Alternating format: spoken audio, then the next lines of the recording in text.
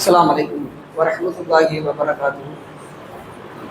إن الحمد لله نحمده ونستعينه ونستغفره ونعوذ بالله من شرور أنفسنا ومن سيئات أعمالنا. من يهده الله فلا مضل له ومن يضلل فلا هادي له. وأشهد أن لا إله إلا الله وأشهد أن محمدا عبده ورسوله. أما بعد فقد قال الله تعالى في القرآن العظيم والفرقان المجيد: فأعوذ بالله من الشيطان الرجيم. بسم الله الرحمن الرحيم. يا أيها الذين آمنوا اتقوا الله حق تقاته ولا تموتن إلا وأنتم مسلمون. يا أيها الذين آمنوا اتقوا ربكم الذي خلقكم من نفس واحدة وخلق منها زوجها وبث منهما رجالا كثيرا ونساء واتقوا الله الذي تساءلون به والأرحام إن الله كان عليكم رقيبا. قال النبي صلى الله عليه وسلم: إن أصدق الحديث كتاب الله وأحسن الحديث حديث محمد صلى الله عليه وسلم وشر الأمور محدثاتها وكل محدثة بدعة وكل بدعة ضلالة وكل ضلالة في النار. வானங்களையும் பூமியும் படைத்து பரிபாலிக்கக்கூடிய அல்லாஹ்விற்கு எல்லா புகழும். அந்த ஏக இறைவனின் சாந்தியும் சமாதானமும் சத்திய தூதகர் சன்மார்க்க போதகர் மாபெரும் மனிதர் முஹம்மது நபி ஸல்லல்லாஹு அலைஹி வஸல்லம் அவர்களின் மீதும் அவர்களது சொல் செயல் அங்கீகாரத்தை நிறுத்தவராமல் பின்பற்றி வாழ்ந்து மரணித்த உத்தம சத்திய சகாபாக்கள் சகாபிய பெண்மணிகள் மீதும் உலகத்தில் வாழக்கூடிய முஸ்லிம்களான ஆண்கள் பெண்கள் அனைவர் மீதும் என்றென்றும் நின்று நலவட்டுமாக. கணியத்திற்குரிய எல்லாம் வல்ல அல்லாஹுவின் நல்லடியார்களே, அல்லாஹ் தஆலா இந்த மனித சமுதாயத்தை படைத்து மனித சமுதாயத்திற்கு தேவையான அனைத்து விஷயங்களையும் நமக்கு ஏற்படுத்தி தந்திருக்கிறார்.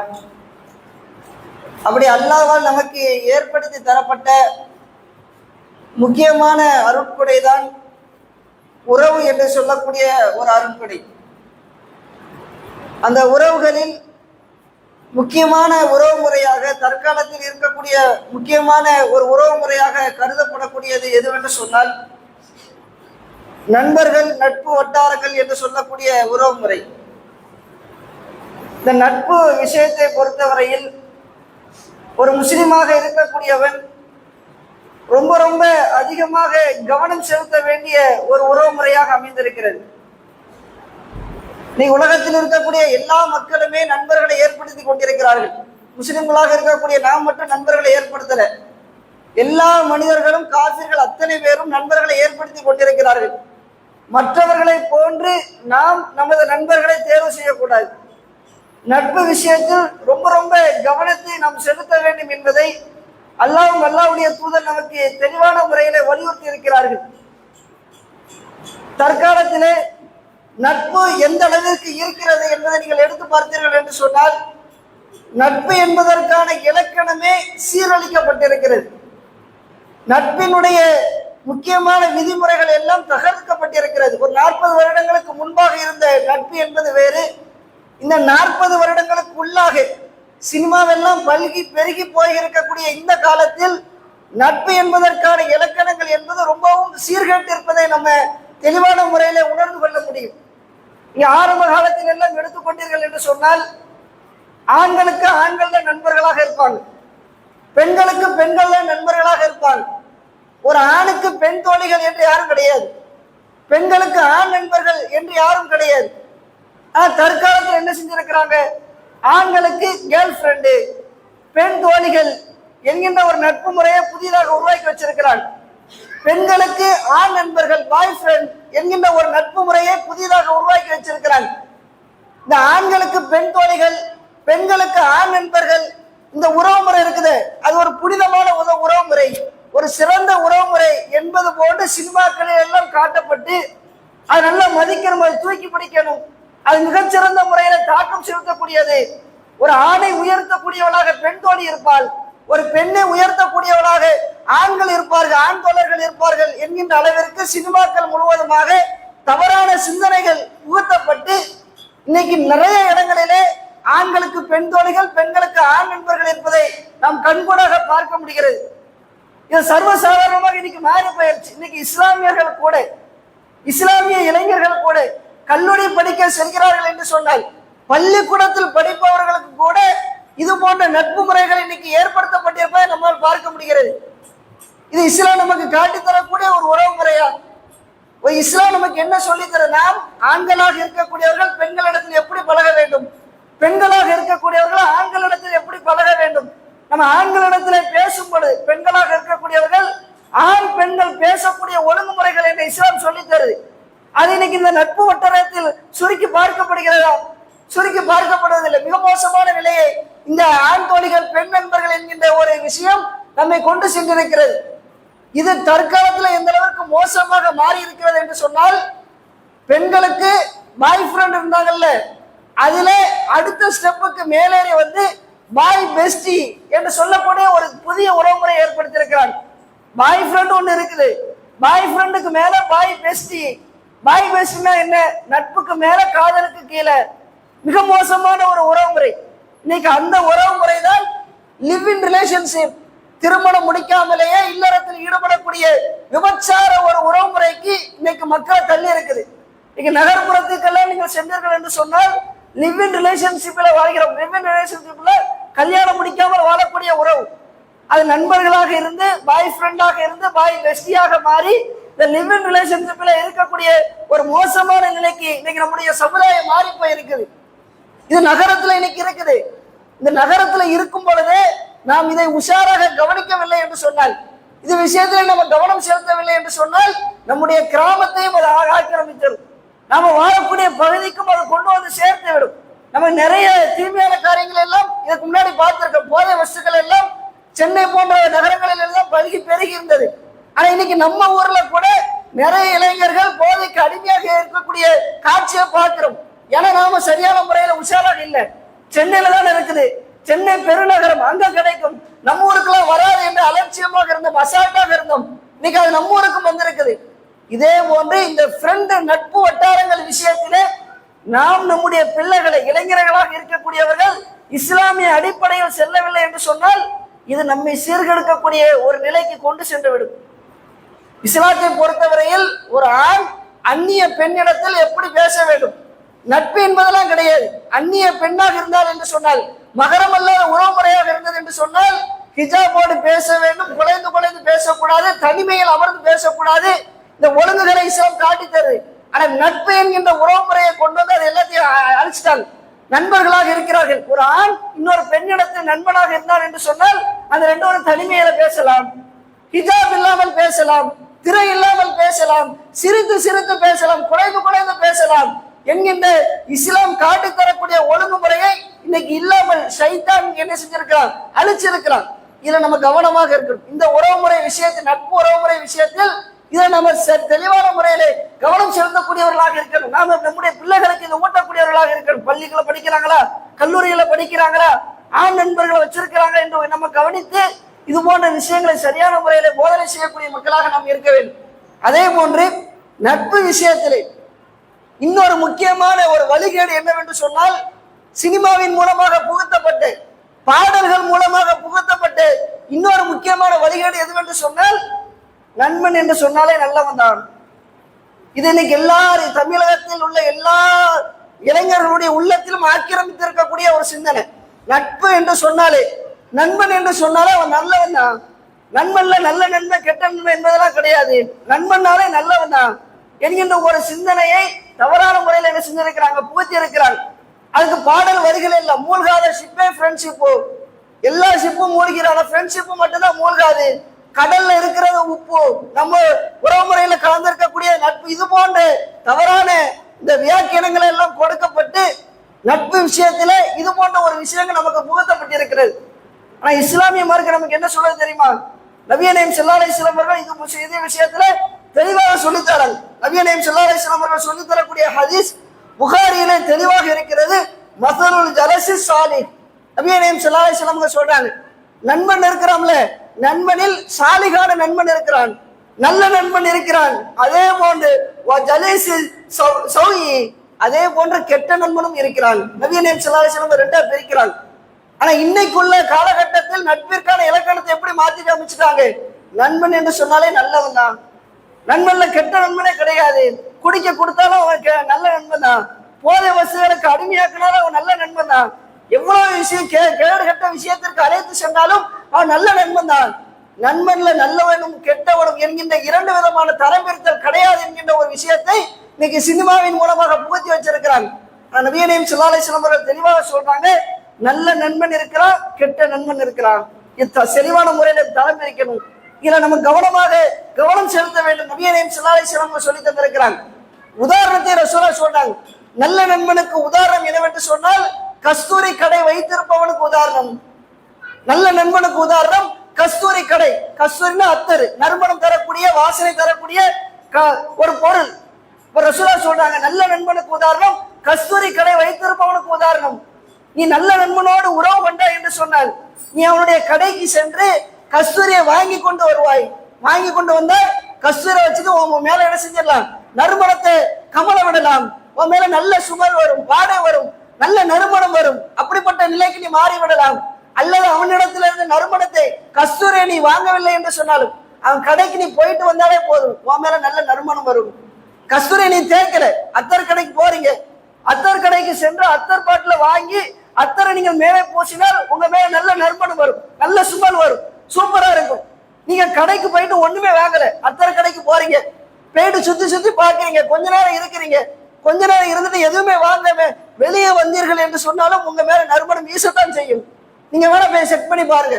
ஒரு நறுமண கடைக்கு சென்று அங்கே கொஞ்ச நேரம் இருந்து விட்டு அமர்ந்து விட்டு பேசி விட்டு அந்த நறுமண கடையில இருந்து நீங்கள் வெளியே வந்தீர்கள் என்று சொன்னால் ஒண்ணுமே நீங்க தேக்கவில்லை என்று சொன்னாலும் உங்கள் மேல் நறுமணம் கமலும். இதுதான் நல்ல நண்பனுக்கு உதாரணம். நீங்க நல்லவர்களை நண்பர்களாக தேர்வு செய்தீர்கள் என்று சொன்னால் அவனுடைய நல்ல குணங்களை எல்லாம் நீங்கள் பெற்றுக்கொள்வீர்கள்.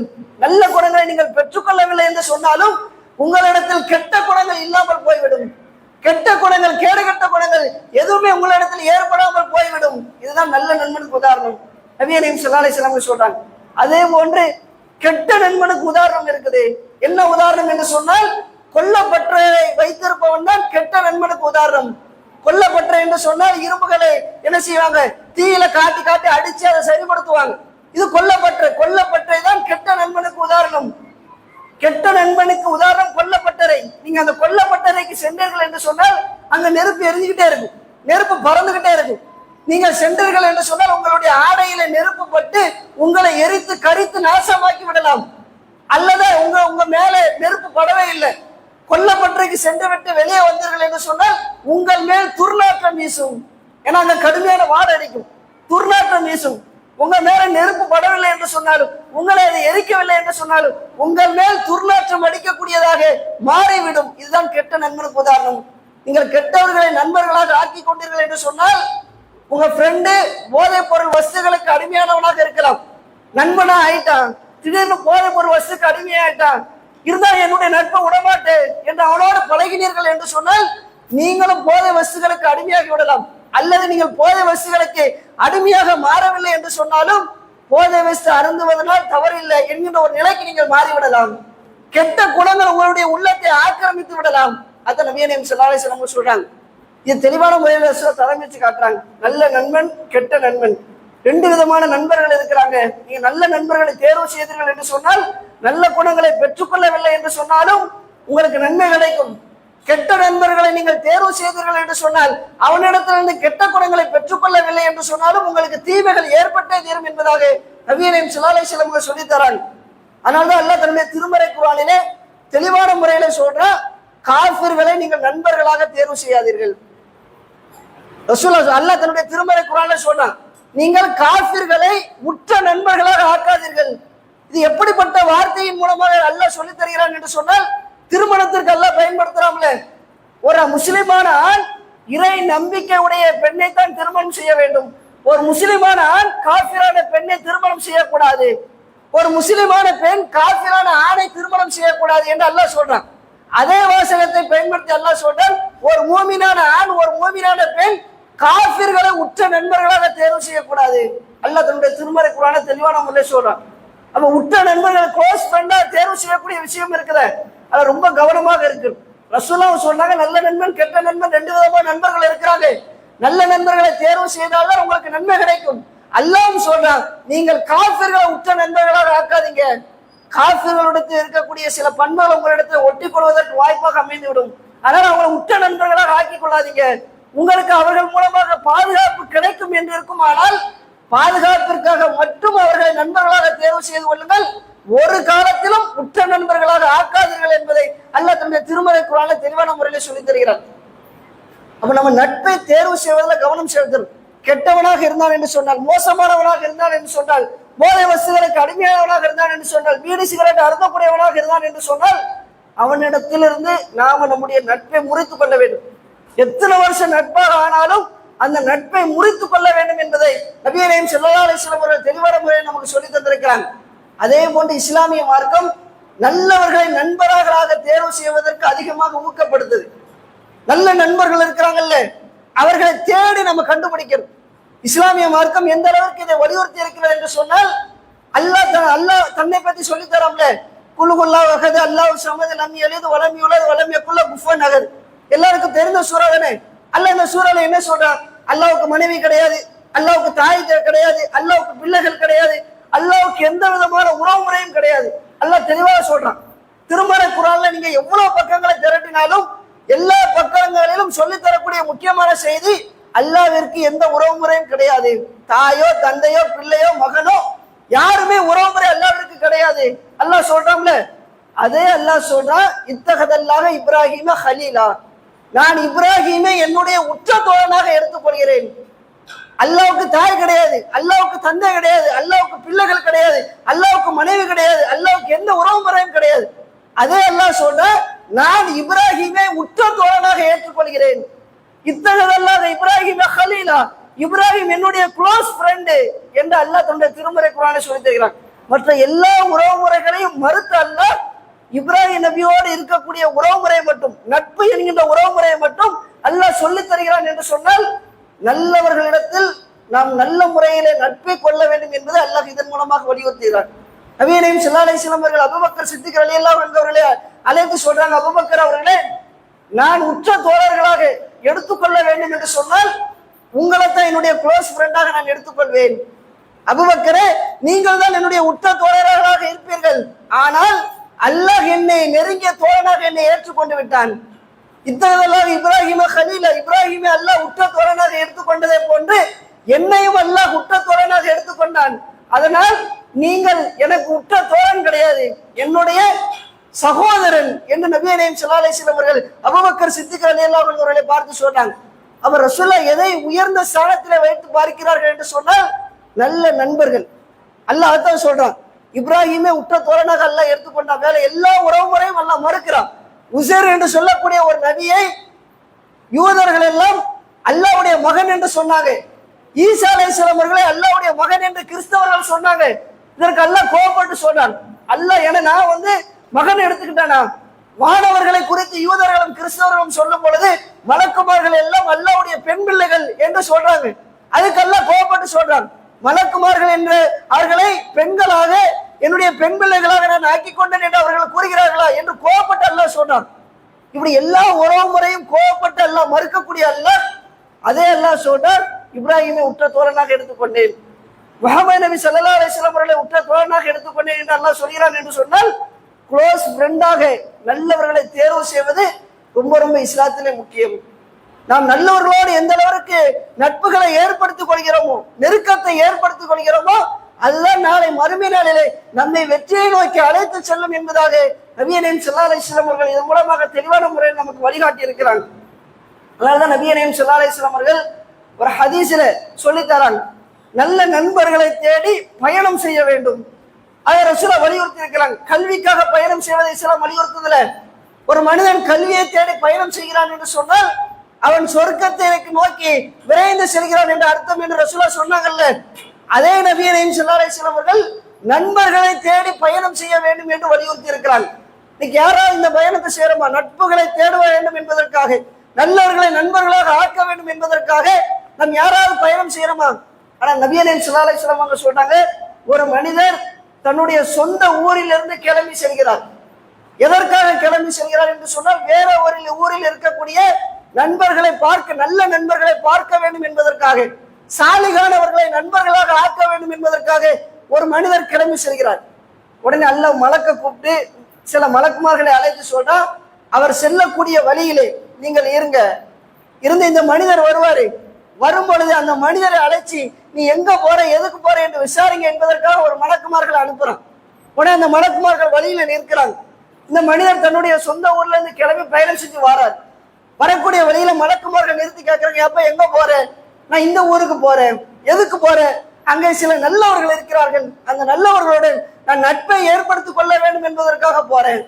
நல்லவர்களோடு நெருங்கிய தோழமையை ஏற்படுத்திக் கொள்ள வேண்டும், நண்பர்களாக ஆக்க வேண்டும் என்பதற்காக நான் செல்கிறேன் என்று அவர் பதில் சொன்னார்.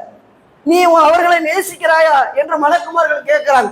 உடனே அந்த மனிதர் சொல்றாரு, ஆமாம், அவர்களை நான் நேசிக்கிறேன், அவங்க நல்லவங்க, அதனால அவர்களை பார்ப்பதற்காக நான் செல்கிறேன். உடனே அந்த மலக்குமார்கள் சொல்றாங்க, நீ அல்லாஹ்விற்காக அந்த மனிதர்களை நேசிக்கக்கூடிய காரணத்தினால் அல்லாஹ் உன்னை நேசிக்கிறான். மலக்குமார்களை அனுப்பி அல்லாஹ் சொல்றான். அப்ப இது எவ்வளவு பெரிய சிறப்பு! நண்பர்களை தேடுவதற்காக பயணம் செய்ய வேண்டும் என்பதை நபிகள் நாயகம் ஸல்லல்லாஹு அலைஹி வஸல்லம் அவர்கள் ஊக்கப்படுத்துறாங்க. அல்லாஹ்வுடைய நேசம் என்பது சாதாரணமான ஒரு விஷயம் கிடையாது. அல்லாஹ்வுடைய நேசத்தை பெற்றுக்கொண்டார்கள் என்று சொன்னால் அவுலியாக்கள் என்று அர்த்தம். அவுலியான்னு சொல்றோம்ல, அவுலியாக்கு தமிழ் அர்த்தம் என்ன? அல்லாஹ்வுடைய நேசத்தை பெற்றுக்கொண்டவர்கள்.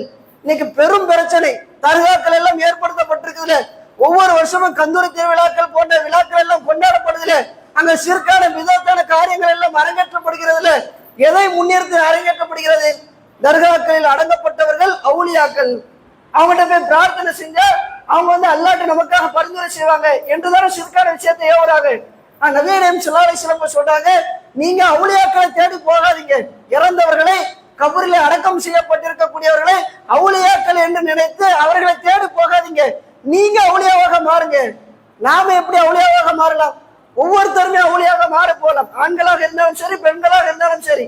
நாம் அவுலியாவாக மாற வேண்டும் என்று சொன்னால் நல்லவர்களை தேடி பயணம் செய்ய வேண்டும்.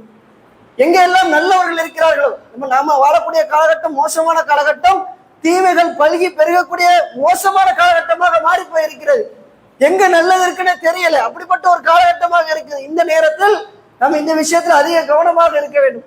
அதனால நபிகள் நாயகம் ஸல்லல்லாஹு அலைஹி வஸல்லம் சொல்றாங்க, நீங்கள் நல்லவர்களை தேடி அவர்களிடத்தில் நட்புகளை ஏற்படுத்த வேண்டும் என்பதற்காக பயணம் செய்தீர்கள் என்று சொன்னால் உங்களுக்கு அல்லாஹ்வுடைய நேசம் கிடைக்கும், நீங்கள் அவுலியாவாக மாறிவிடுவீர்கள்.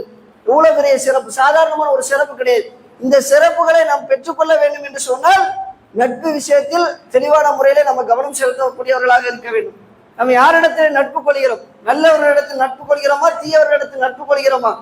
நல்லவர்களிடத்தில் தான் நம்ம நட்பு கொள்ள வேண்டும், அதற்கான முயற்சிகளை மேற்கொள்ள வேண்டும். தீயவர்களிடத்தில் நட்புகளை கொண்டோம் என்று சொன்னால் அந்த நட்புகள் எத்தனை வருட கால நட்புகளாக இருந்தாலும் சரி, அதை உடனடியாக உதறக்கூடிய மக்களாக, உதறி தள்ளக்கூடிய மக்களாக நாம் இருக்க வேண்டும்.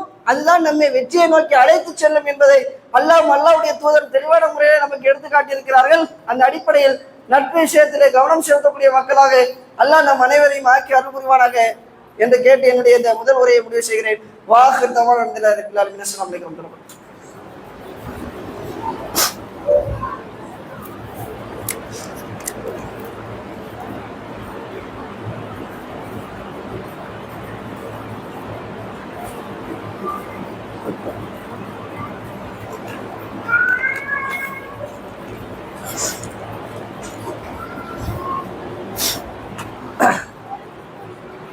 அஸ்ஸலாமு அலைக்கும் வரஹ்மத்துல்லாஹி வபரகாத்துஹு.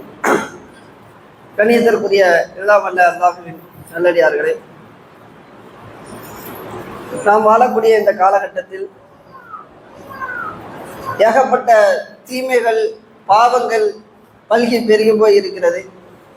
இந்த எல்லா தீமைகளும் பாவங்களுமே பெரும்பாலும் இளைஞர்களை மையமாக வைத்துத்தான் நடத்தப்பட்டு கொண்டு வருகிறது. இப்ப நாம முதல் உரையிலே பார்த்த நட்புன் ஒழுக்கங்கள் என்கின்ற விஷயமுமே பெரும்பாலும் இளைஞர்களைத்தான் வழிநடத்திருக்கிறது.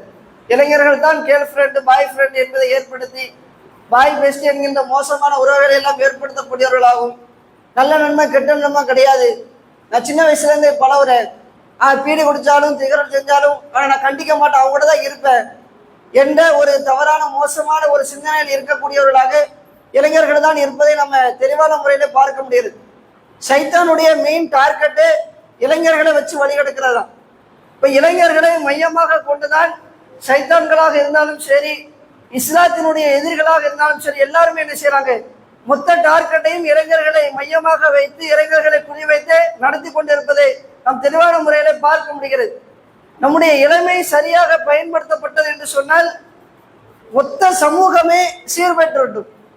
இளமை சரியாக பயன்படுத்தவில்லை என்று சொன்னால், இளைஞர்கள் சரியாக வழிநடத்தப்படவில்லை என்று சொன்னால் மொத்த சமூகமே வழிகேட்டை நோக்கி அழிவை நோக்கி அழைத்து செல்லப்பட்டுவிடும் என்பதை கடந்த கால வரலாறும் நிகழ்கால வரலாறு நமக்கு தெளிவான முறையிலே படம் எடுத்து காட்டக்கூடியதாக இருக்கிறது. அப்ப இந்த நேரத்தில் இஸ்லாமியர்களாக இருக்கக்கூடிய நாம் தெளிவான முறையில சிந்திக்கக்கூடியவர்களாக இருக்க வேண்டும். ஏன்னா நேற்றைய தினம் RSS என்கின்ற இயக்கம் இருக்குதுல்ல, இந்துத்துவ இயக்கம், பயங்கரவாத இயக்கம், இந்தியாவை அழிப்பதற்காக உருவாக்கப்பட்ட மிக மோசமான ஒரு இயக்கம். அந்த இயக்கம் தன்னுடைய 100வது நாளை என்ன செஞ்சிருக்குது, 100வது வருடத்தை கொண்டாடி இருக்கிறது. RSS என்கின்ற இயக்கம் இந்தியாவினுடைய பிரதமராக இருக்கக்கூடிய மோடி என்ன செய்யறார், வெளிப்படையாகவே அறிவிக்கிறார், நான் RSSல இருந்து வந்தவன் என்பதை பெருமையாக சொல்கிறேன். RSS இந்திய நாட்டுக்காக உழைச்சது, விடுதலைக்காக போராடியது. ஆனா யார் போராடினா எப்படி போராடினாங்க அதெல்லாம் காட்ட முடியாது, ஏன்னா அவங்க போராடவே இல்லை. ஆனா பச்சை பொய்ய வெளிப்படையாக என்ன செய்யறாங்க, தெரிவிக்கிறாங்க. இப்படி எதிரிகள் வளர்ந்து கொண்டே செல்கிறாங்க. முஸ்லிம்களாக இருக்கக்கூடிய நாம் அடிக்கு மேல அடி வாங்கிக்கிட்டே இருக்கிறோம். வக்ஃபு திருத்த சட்ட மசோதா கூட உச்ச நீதிமன்றத்தில் தீர்ப்பு வந்தது. தீர்ப்பு நமக்கு சாதகமாக சொன்னாங்க. ஒரு சில விஷயங்களை மட்டும் நமக்கு சாதகமாக சொல்லி பெரும்பாலான விஷயங்களை அவர்களுக்கு சாதகமான தீர்ப்பாக என்ன செஞ்சிருக்கிறாங்க, மாற்றி இருக்கிறாங்க. பாபர் மசூதியில் ஆரம்பித்து ஏகப்பட்ட வழக்குகள், நீதிமன்ற வழக்குகளில் பெரும்பாலான வழக்குகள் முஸ்லிம்களுக்கு வெளிப்படையான அநீதிகள் இழைக்கப்பட்டு கொண்டே வந்து கொண்டிருக்கிறது. இதற்கெல்லாம் என்ன காரணம் என்னவென்று சொன்னால், முஸ்லிம் இளைஞர்கள் சரியான முறையில் என்ன செய்யல, வளர்ச்சி அடையல. இன்னைக்கு எல்லா இடத்திலும் இந்துத்துவ சிந்தனை கொண்ட சித்தாந்தத்தை கொண்டவர்கள் இருக்கிறாங்க. நீங்க IAS எடுத்துக்கிற என்று சொன்னால் அங்க இந்துத்துவ சிந்தாந்தத்தை கொண்டவர்கள் இருப்பதை பார்க்கலாம். IPS அதிகாரியாக அண்ணாமலை இருந்தார்ல, பாஜகவினுடைய முன்னாள் தலைவர், அவர் IPS அதிகாரி. IPS அதிகாரியாக இருக்கக்கூடிய நிறைய பேர் இந்துத்துவ சித்தாந்தத்திலிருந்து வளர்ந்தவர்களாக இருக்கிறாங்க. ராணுவ அதிகாரிகளாக இருக்கக்கூடியவர்கள் இந்துத்துவ சித்தாந்தத்தை கொண்டவர்களாக இருக்கிறாங்க. உயர் நீதிமன்றம், உச்ச நீதிமன்றத்தில் தீர்ப்பு வழங்கக்கூடிய நீதிபதிகளாக இன்னைக்கு அவங்க இருக்கிறாங்க. ஆனா நாம எங்க இருக்கிறோம், நம்ம இடத்துல என்ன அதிகாரம் இருக்குது, என்ன பவர் இருக்குது, எதுவுமே இல்லை. இன்றைக்கு வாழக்கூடிய இளைஞர்கள் வீணான காரியத்தில் கழிக்கக்கூடியவர்களாக நாம் இருக்கிறோம். உலக காரியத்திலும் நம்ம ஈடுபடுறதில்லை, மார்க்க காரியத்திலும் ஈடுபடுறதில்லை. சரியான வழிகாட்டுதல் இந்த இளைஞர்களுக்கு வழங்கப்படவில்லை.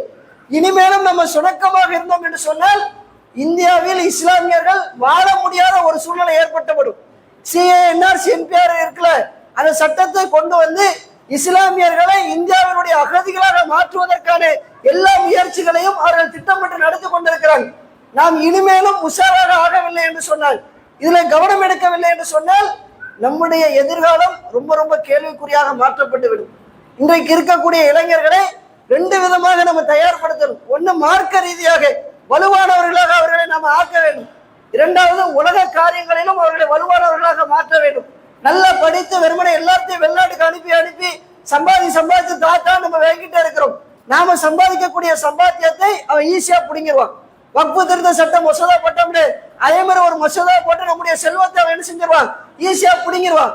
நம்மை நாம் தக்க வைக்க வேண்டும் என்று சொன்னால் எல்லா அரசு துறைகளிலும் முஸ்லிம்கள் இருக்க வேண்டும்.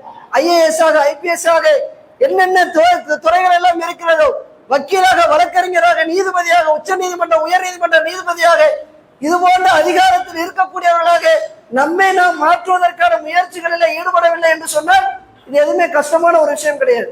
IAS ஆகுவதோ, IPS ஆகுவதோ, வழக்கறிஞர் ஆகுவதோ, நீதிபதியாக மாறுவதோ ரொம்ப சிரமமான காரியம்லாம் கிடையாது. உலகத்திலேயே மிக பெரும் அறிவாளிகள் யார் என்று சொன்னால் இஸ்லாமியர்கள் தான். இன்னைக்கு இஸ்லாமியர்கள் உருவாக்கி வைத்திருக்கக்கூடிய ஹதீஸ் கலை விதிகள் இருக்குது, ஹதீஸ் கலை விதிகள், இந்த ஹதீஸ் கலை விதிகளுக்கு நிகரான ஒரு விதிகள் இன்றைக்கு உலகத்தில் எந்த விதிகளாலும் ஏற்படுத்தப்பட்டதே கிடையாது. இன்னைக்கு காஃபிர்கள் கூட அதை சிலாயத்து சொல்வாங்க.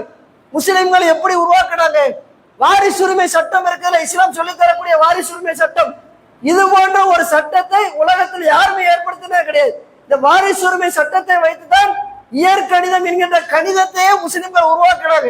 இந்த உலகத்திற்கு அறிவை போதித்தவர்கள் இஸ்லாமியர்கள், முஸ்லிம்கள். புது புது கண்டுபிடிப்புகள் எல்லாம் கண்டுபிடித்து தந்தவர்கள் இஸ்லாமியர்கள். இன்னைக்கு உடம்புல ஏதாவது ஒரு பிரச்சனை என்று சொன்னால் ஆபரேஷன் பண்றாங்கல்ல, ஆபரேஷன் பண்ணி உடலை சரிப்படுத்தக்கூடிய ஒரு முறையை உலகத்திற்கு கற்று தந்தவர்கள் இஸ்லாமியர்கள், முஸ்லிம்கள். நீங்க வரலாற்றை எடுத்து படிச்சு பாருங்க. ஆபரேஷன் செஞ்சு முஸ்லிம்கள் ஒரு மனிதனுடைய உயிரை காப்பாற்றலாம் என்று உலகத்திற்கு அறிவித்து கொடுத்தவர்கள் இஸ்லாமியர்கள். மருத்துவத்துறையை உலகத்திற்கு அறிவித்து கொடுத்தவர்கள் இஸ்லாமியர்கள். எல்லா அறிவுக்கும் சொந்தக்காரர்களாக நாம் தான் இருந்தோம். எதுவரைக்கும் நம்முடைய அறிவு உயரத்தில் இருந்தது என்று சொன்னால், நம்ம மார்க்கத்தை சரியான முறையில கடைபிடித்து இருந்த வரையிலும் நம்ம அறிவில உச்சாணி கொம்பில இருந்தோம்.